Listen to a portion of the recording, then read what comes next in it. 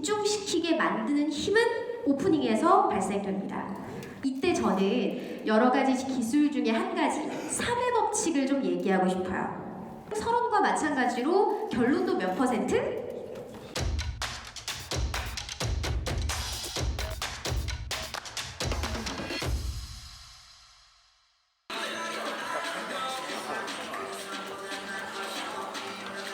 자, 우리가 말을 할 때 항상 시작이 있어야 되겠죠, 여러분. 자, 그래서 서론이라는 것은 서론을 우리가 왜 가져야 되느냐, 오프닝이 왜 필요하냐, 듣는 사람을 끝까지 집중시키게 만드는 힘은 오프닝에서 발생됩니다. 그래서 모든 이야기에는 시작이 필요해요. 무작정 본론으로, 만약에 제가 오늘 여기 나와서 강의를 할 때, 자, 지금부터 자기소개 잘하는 방법에 대해서 말씀드리겠습니다. 이렇게 바로 시작하진 않죠. 저에 대한 소개를 한다거나 여러분들이 스피치 교육이 필요하다라고 느껴질 수 있도록 이야기를 가지고 시작을 하겠죠. 자, 기본적으로는 오프닝을 가지는데 그 오프닝은 몇 % 정도면 충분하다? 10% 정도의 비중을 차지하도록 구성하면 되겠죠. 너무 이제 오프닝만 하다가 끝나면 안 되겠죠. 그래서 서론이 너무 길면 안 돼요. 그 대신 서론은 10% 정도의 비중으로 구성을 하시는데, 여기에서 쓸 수 있는 기술 몇 가지를 좀 얘기해 드릴게요. 스피치 기술. 자, 첫 번째는 질문 기법입니다. 아마 강사들이나 아니면 앞에 나와서 이야기를 할 때 앞에 있는 사람에게 질문을 하는 경우들, 말을 할 때 질문을 하는 경우들 보게 될 텐데, 자, 우리가 듣고 있는 사람들이 질문을 받게 되면 어떻게 되느냐, 응답반사적으로 뭔가 생각을 하게 돼요. 그리고 답변할 준비들을 하게 됩니다. 그래서 좀 더 이 무대에, 이 발표에 집중을 할 수가 있어요.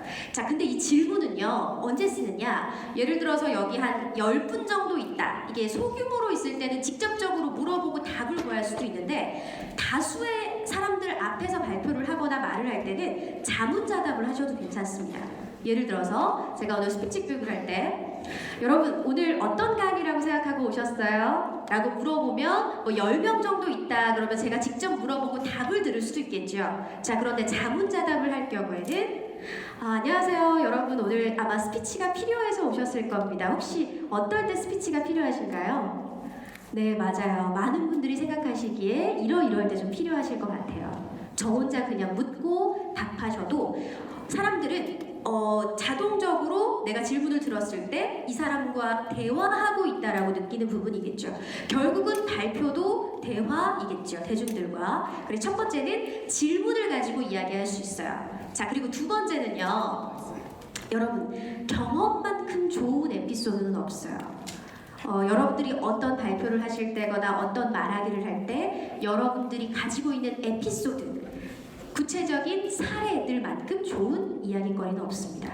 예를 들어 제가 스피치 강의를 할 때 경험을 가지고 오프닝을 하는 경우 어떻게 하느냐, 네, 아마 여기는 말을 잘하기 위해서 오신 분들이 굉장히 많을 겁니다. 그렇다면 저는 과연 어렸을 때부터 말을 잘했느냐? 그렇지 않습니다. 제가 어렸을 때요, 별명이 얼굴이 금방 빨개진다고 해서 빨갱이였어요. 그랬던 제가 어떻게 이렇게 많은 사람들 앞에서 말을 잘하게 되었는지 그 방법에 대해서 말씀드리겠습니다. 뭐 이렇게 경험을 가지고 얘기를 해도 되겠죠. 맞아요, 실제로 그랬어요. 제가 저는 고향이 대구입니다. 그래서 어렸을 초등학교 때 전학을 와서 굉장히 놀림을 많이 받았어요. 그리고 목소리도 가늘고 높다 보니까 친구들이 제가 말만 하면 막 웃고 막 그랬었어요. 그래서 얼굴이 되게 많이 빨개지는 수줍음이 많은 친구였는데, 어떻게 이렇게 말을 잘하게 됐느냐를 이제 거슬러 간다면 여러 가지의 사연들이 있겠죠. 자, 이렇게 에피소드를 가지고 이야기를 하시는 겁니다. 자, 여러분들이 에피소드를 많이 가지기 위해서는 뭘 해야 될까요, 여러분? 경험을 많이 해야 돼요. 그렇죠? 경험에는 어떤 경험이 있어요? 직접 경험이 있고 간접 경험이 있어요. 자, 그러면 직접적으로 내가 얻은 경험도 좋겠지만 우리가 얻지 못한다면 간접 경험도 너무 좋아요. 책을 읽는다거나 다른 사람의 이야기를 듣는다거나 본다거나. 그래서 저는 여러분이 말을 잘하고 싶다면 다양한 매체에서 토크쇼라든지 이런 부분들을 좀 많이 보라고 권해드리고 싶고요. 그리고 책 읽는 게 좀 어려울 수는 있는데 저는 꼭 정독하는 것만은 답은 아니라고 생각해요. 내가 책을 보고 읽고 싶은 부분들만 체크를 하셔서 읽으셔도 저는 괜찮다고 생각해요. 그리고 여러분 서점에 자주 가시면 좋은 이유가 뭐냐면 서점에 가면 그 시대의 좀 트렌드를 알 수 있어요. 아, 어떤 책들이 좀 많이 나오고 요새 책 제목들은 어떤 것들이 많고 어떤 부분에 이야기들이 많이 있구나 라는 것들을 아는 것만으로도 굉장한 정보력이라고 생각합니다. 자, 그래서 경험을 많이 쌓아야 여러분들의 이야기를 할 수 있겠죠. 자, 그리고 사람들은요 어떤 이야기에 주목하느냐, 내가 알지 못했던 정보들, 처음 듣는 이야기에 굉장히 집중해요. 예를 들어서 제가 여러분들에게 뭐 스트레스를 해소하자라는 이야기를 가지고 오프닝을 해요. 그러면 여기에 통계 자료를 쭉 보여주는 거죠. 자, 여러분 우리나라가 OECD 국가 중에 스트레스를 받는 지수를 본다면 이 정도의 지수를 차지하고 있는데요. 과연 우리는 왜 이렇게 스트레스를 많이 받게 되는 것일까요? 뭔가 수치나 통계 자료, 정확한 팩트를 가지고 있는 이 분명한 수치를 제공한다면 훨씬 더 듣는 사람 입장에서는 아, 이 이야기가 들을 만한 이야기구나 라고 생각이 들 수 있을 것 같습니다. 특히나 나중에 여러분들께서 기업에 들어가셨을 때는 이런 수치나 통계를 가지고 오프닝을 하는 경우가 굉장히 선호하는 경우라고 볼 수 있을 거예요. 자, 그 다음에 이제 본론을 얘기해야 되겠죠. 여러분들이 하고자 한 이야기들이 있을 텐데 이때 저는 여러 가지 기술 중에 한 가지 3회 법칙을 좀 얘기하고 싶어요. 자, 여러분 3회 법칙은 뭘까요? 3회 법칙이 뭘까요? 제가 여러분에게 여러분 스피치를 잘 하시려면요 일단 목소리도 좋아야 되고요, 또 이러이러한 부분들도 있어야 되고요, 또 여러분들 말을 좀 정리를 하실 수도 있어야 되고요, 그리고 이런 부분도 하세요 라고 얘기하기보다 여러분 말을 잘하려면요 3가지만 지키시면 됩니다 라고 했을 때 굉장히 인상적이게 들을 수가 있습니다. 그리고 여러분들이 말을 하시면서도 좀 정리를 할 수 있어요. 그래서 내가 큰 틀의 내용을 가지고 앞에서 말을 하실 때는 본론에서 3가지로 좀 나눠서 얘기를 하시게 되면 듣는 사람도 안정적으로 들을 수 있고, 왜냐면 우리는 3이라는 숫자를 굉장히 좋아한다고 해요. 좀 안정감을 느끼는 숫자라고 합니다. 한 가지나 2가지로 얘기하면 너무 적다라는 느낌을 받고요.